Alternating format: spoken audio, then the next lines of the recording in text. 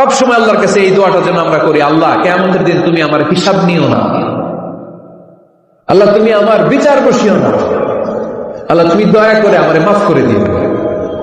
আল্লাহ যার বিচার করবেন ও জাহান্নামে যাবে, আর যার বিচার করবেন না সে জান্নাতে যাবে। আল্লাহ যদি বিচার করে আর পাই টু পাই হিসাব নেয়, নামাজ পড়লি না কেন, রোজা রাখলি না কেন, মিথ্যা বললি কেন, খাদ্যে ভেজাল দিলি কেন, মাছে ফরমালিন দিলি কেন, যৌতুক খাইলি কেন, ঘুষ খাইলি কেন, উল্টাপাল্টা করলি কেন, জিনা করলি কেন, একটার পর একটা প্রশ্ন বানে যদি সেই ভয়ঙ্কর দিনে আল্লাহ আমাদেরকে জর্জরিত করে, আমাদের কোন উত্তর আছে? সেদিন আমাদের বাঁচার কোন উপায় আছে? তাই আমরা সবাই আল্লাহর কাছে দোয়া করবো, আল্লাহ কোন বিচার টিচার মানি না, কোন বিচার করতে পারবো না, দয়া করবা। কথা কয় না? কি করবে?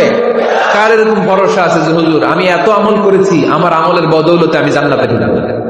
কে কে আছেন দেখি? আল্লাহর ওলি আছে এরকম কোন?